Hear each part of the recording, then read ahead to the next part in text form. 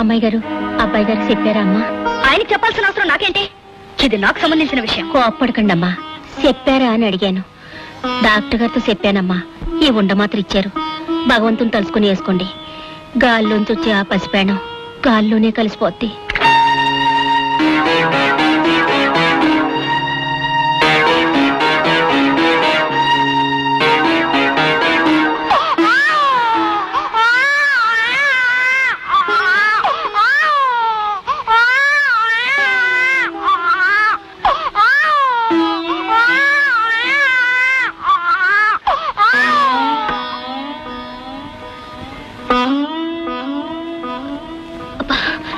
కడుపులో తిప్పుతున్నట్టుంది.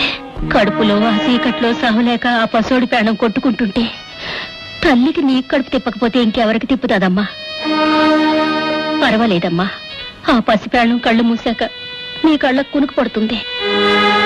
అలారా చావు స్నానం చేసి హాయిగా పడుకోండమ్మా.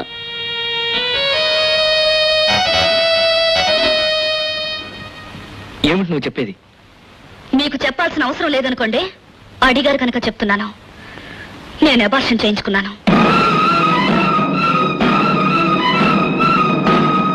ఎందుకు చేసావా పని? ఎందుకు చెయ్యకూడదా పని?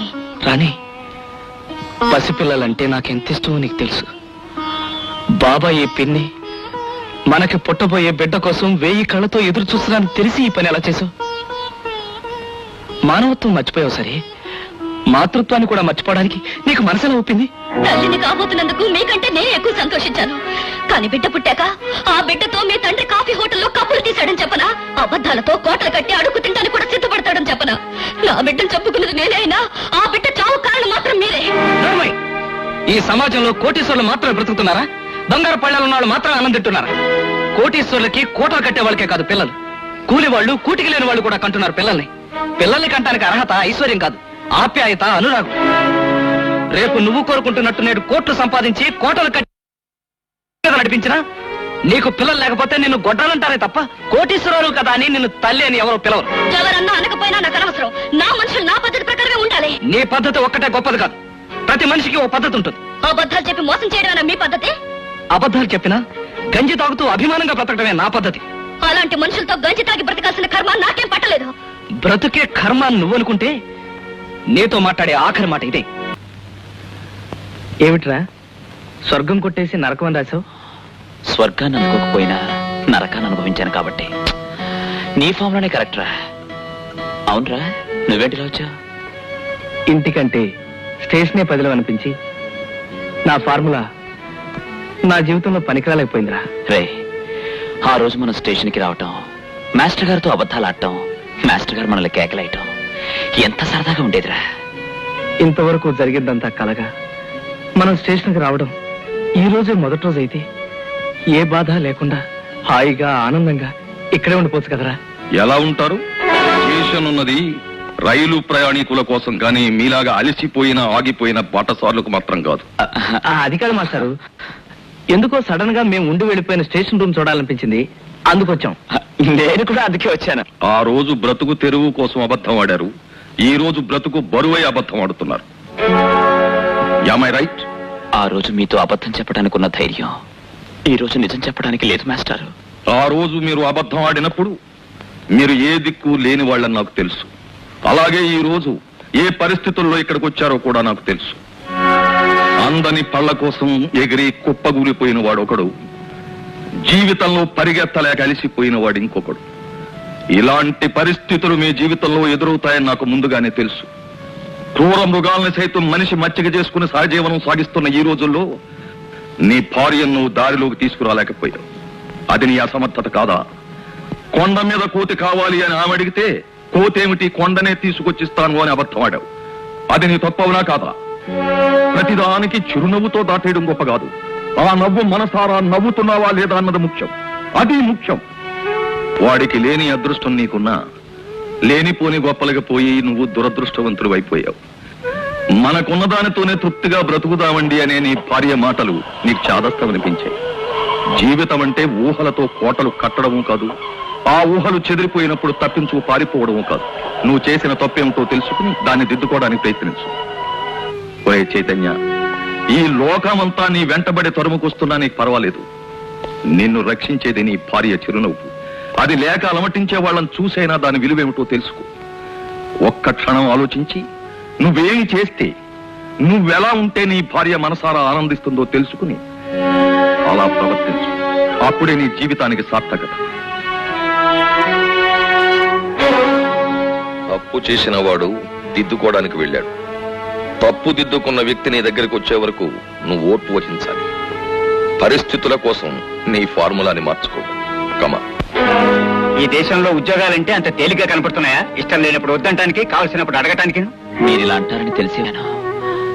కానీ సార్, ఈ ప్రపంచంలో నేను సమాధానం చెప్పుకోవాల్సిందే ఒక్క నా భార్యకే. ఆమె లక్షలు కోట్లు కావాలని కోరలేదు. ఏదైనా ఉద్యోగం చేసి తృప్తిగా బ్రతుకుదామంది. మళ్ళీ ఆ గడపతోకి ఆ మొహం చూడాలంటే నేను ఉద్యోగస్తులుగానే వెళ్ళాలి సార్.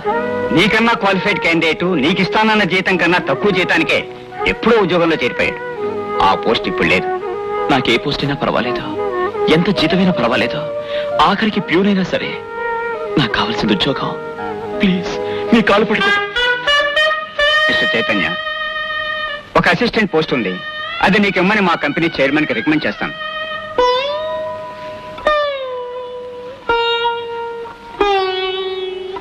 పుష్ప,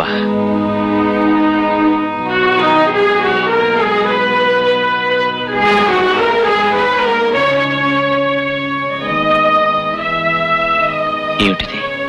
మీరు ఆకాశానికి నిచ్చెన వేయటానికి నా దగ్గర మిగిలిన ఆఖరి ఆధారం. అంటే ఈ ఇల్లు మీ పేర్న రాశాను. ఇది ఆ రోజే మా అమ్మ చేసుంటే ఈ రోజు నాకు అమ్మైనా మిగిలుండేది. ఆకాశానికి చేయిచాచి ఎగిరి కింద పడ్డాను.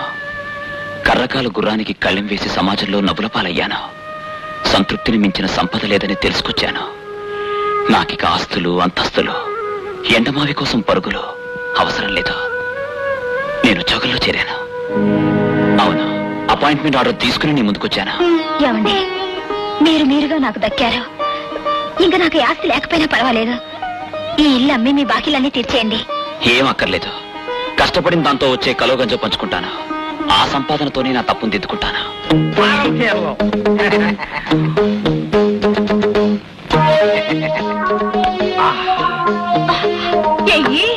ఏంటి పొగరేలేదు, కొంచెం గట్టిగా వాసిని సింగిల్ టీ కోసం వారం రోజులు పోటీ పడే మనం ఇవాళ పట్టపగలే ఇసుకి తగే లెవెల్కి ఎదిగాము.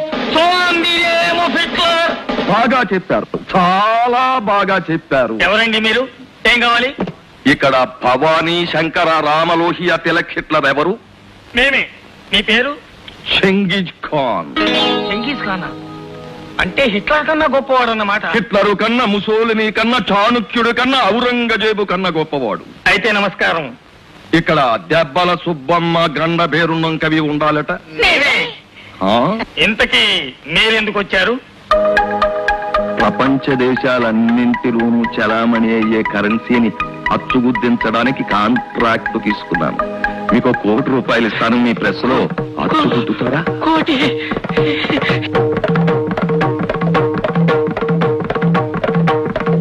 ఏమంటారు? ఏమైంది? కంగారు పడకండి. మా గురువు గారు ఆవేశం వచ్చినప్పుడు హిట్లర్ పోతూ ఉంటాడు. ఓహో, నాలాగే అన్నమాట. మీకేటండి? నాకు ఆవేశం వచ్చినప్పుడు ఆంజనేయ స్వామి పొంతాడు. అప్పుడు అంతా అంటించేస్తాడు. దిగిపోయాడు. హిట్లర్ దిగిపోయాడు. చూడండి, మీరు మాకు కోటి ఇవ్వనక్కర్లేదు. అచ్చు వేసినందుకు మీరు మాకు పార్ట్నర్షిప్ ఇవ్వండి. పార్ట్నర్షిప్ ఇచ్చినందుకు మేము మీకు అచ్చు వేసి పెడతాం. రిస్క్ మాది, రిజల్ట్ మీది. ఏమంటారు? హిట్లర్ గారు, పార్ట్నర్షిప్ కుదరదండి.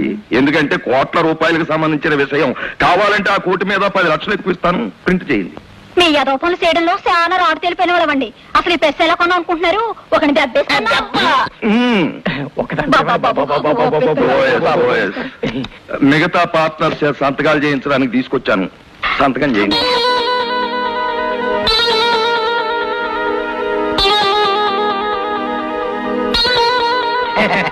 సంతకాలు అయిపోయాయి.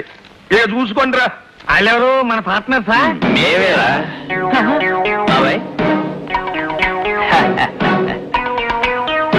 ఏంట్రా నన్ను మోసం చేసి కొత్త ప్రెస్ కొంటావా? అవును, నువ్వు పాత ప్రెస్ కొనుక్కున్నావు, నేను కొత్త ప్రెస్ కొనుక్కున్నాను. నీ రక్తంతో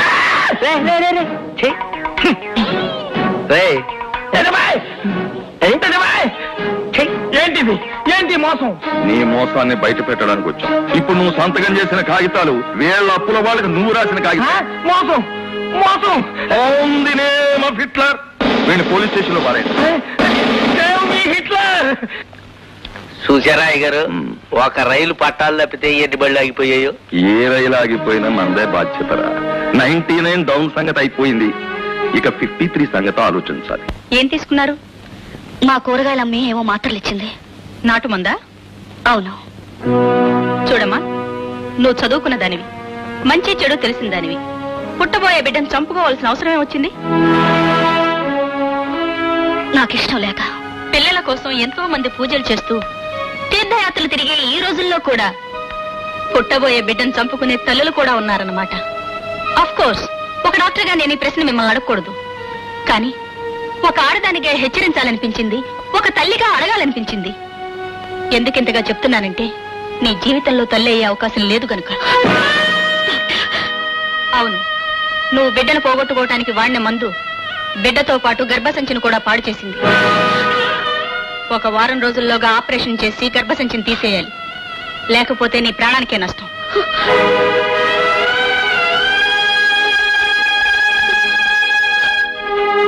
ప్రపంచంలో ఏ ఆడదైనా తల్లిని కావాలి అని తప్పిస్తుంది, తల్లి అయ్యాక తరిస్తుంది.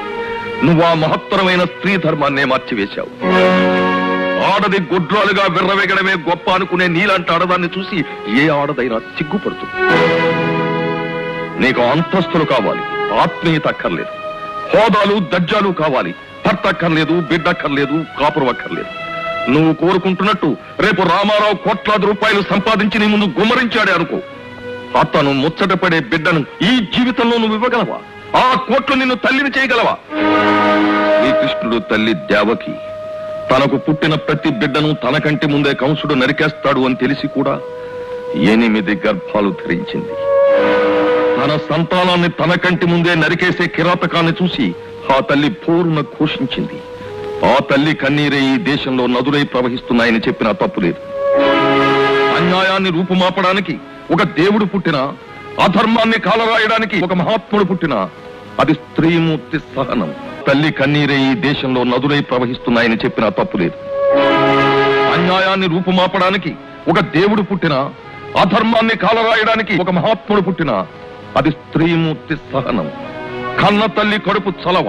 మరి తల్లిగా నువ్వు చేసిన పని, భర్తకు డబ్బు లేదని ఒక్క బిడ్డను కూడా మోయలేక చంపేసుకున్న తల్లి. నీలాంటి పాపిష్టి తల్లుల్ని ఎంతమందిని భూమాత మొయ్యాలి? ఎన్నిసార్లు తన గుండెలు బద్దలు చేసుకోవాలి?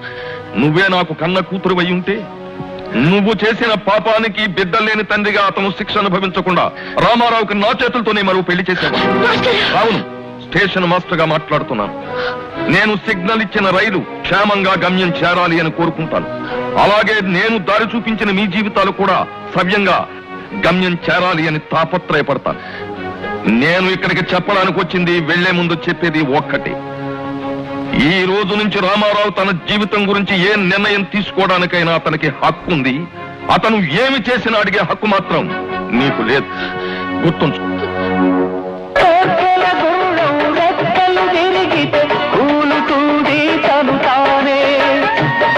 పగిలిపోతే నిండు బతుకు శూన్యం. ఎండమావిలోనా నీకంగదు గమ్యం.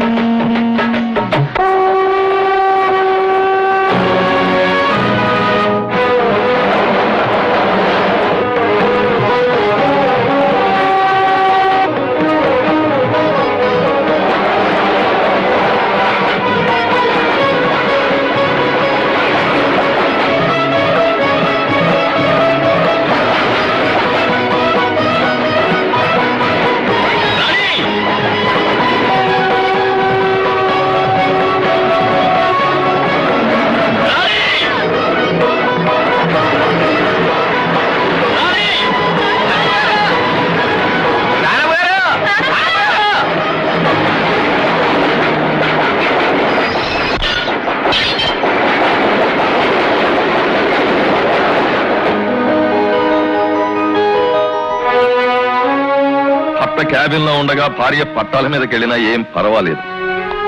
చావడానికి సిద్ధపడ్డప్పుడే మనిషిలో నిజమైన మార్పు వచ్చినట్టు తన తప్పు తెలుసుకుని నీ భార్య నీ దగ్గరికి వచ్చింది. ఇంకా అవుటర్లో ఉంచడం మంచిది కాదు. బయలుదేరు.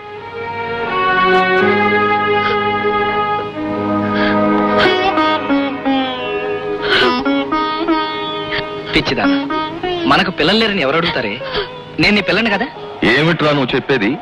బిడ్డలు లేని జీవితం కూడా ఓ జీవితం వినటావా? లేరా పోనీలే అని సర్దుకుపోతున్నావు గానీ నీకు మాత్రం పిల్లలు లేరని బాధ లేదు. అందుకే నాకు పుట్టబోయే మనవడు గురించి మీరెవరూ పట్టించుకోకపోయినా నేను దక్కించుకున్నాను. నేను నీకు ఇచ్చిన మాత్రం ఉట్టి మాత్రలే, తల్లికి బిడ్డకి ఏ హాని చెయ్యవు. అలా డాక్టర్ చేత అబద్ధం చెప్పించింది కూడా నేనే. నీ బిడ్డ నీ కడుపులో సురక్షితంగా పెరుగుతున్నాడమ్మా. బిడ్డ విలువేమిటో తల్లికి తెలియజెప్పాలని ఆ నాటకం అంతా నేనే ఆడాను.